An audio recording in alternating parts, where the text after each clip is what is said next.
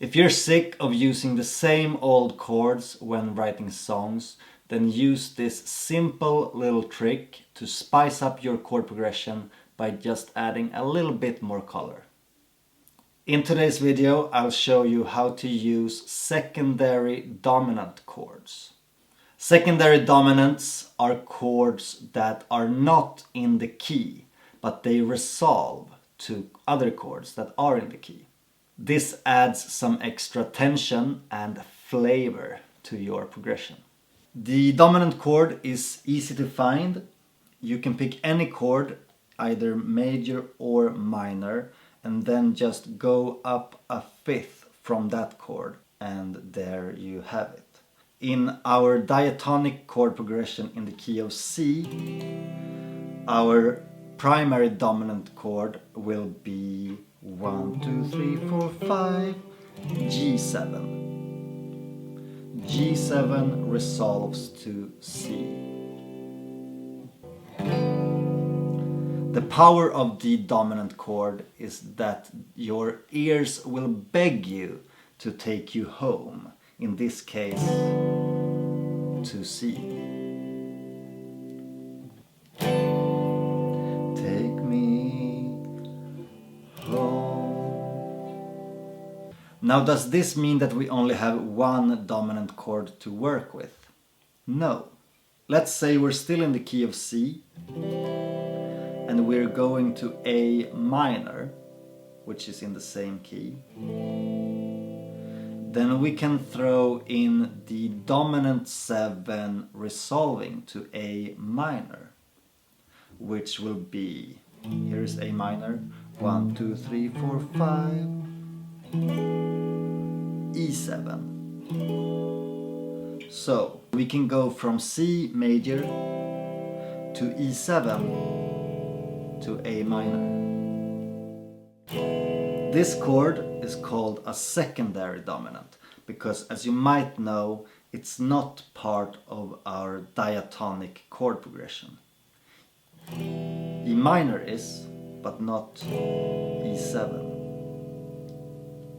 But what this does is that it creates tension and release. So our ears beg us to take us to the A minor.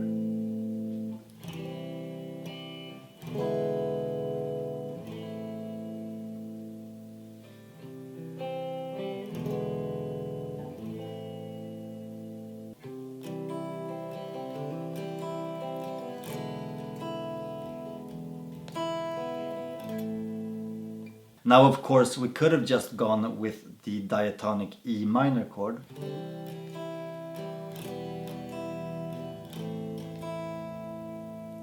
But now we got a little bit of extra ear candy. So with E minor,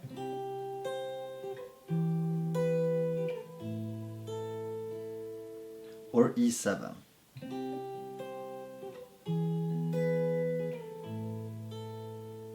See? Another example, if we stick to the key of C and start with a C chord, and then go into a C7, where will that lead us?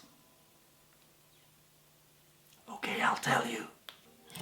This will lead us beautifully into F major, because C7 is the dominant to F. This can be heard in John Mayer's song I'm Gonna Find Another You, where he is in the key of A, where he starts with an A major chord,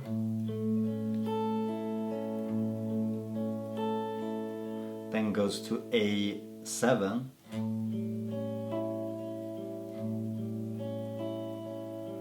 which create the tension and longing for the following D.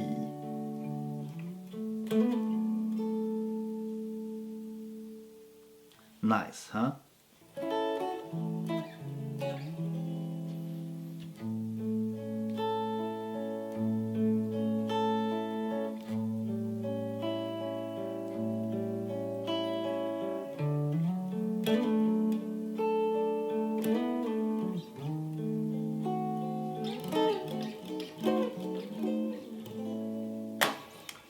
Sorry, got a bit carried away. Love that song.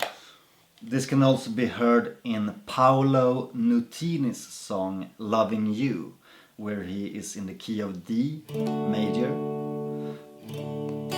and then goes to D7, which makes us crave the G,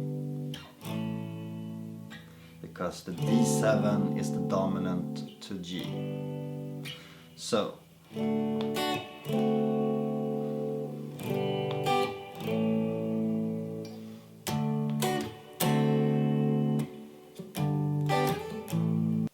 also, Eric Clapton's song Nobody Knows You When You're Down and Out is a great example of how to use secondary dominants. So he starts with a C, which is the key of the song, then goes to E7, which would be the dominant to A minor, which is in the key. But instead he goes from the E7 to A7, which is the dominant to D minor, which is in the key of C. So C, E7, A7,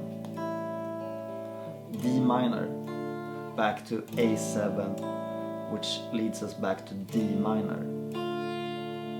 Then he goes F,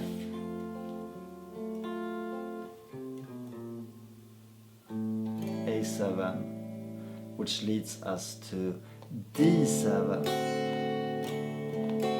which leads us to G7, which leads us to C. It's a mess, I know, but anyway, lots of dominant chords that leads us all over the place. Alright, it got real messy there at the end, but I hope you found this just a little bit useful at least. Stay tuned for more lessons and take care. Bye.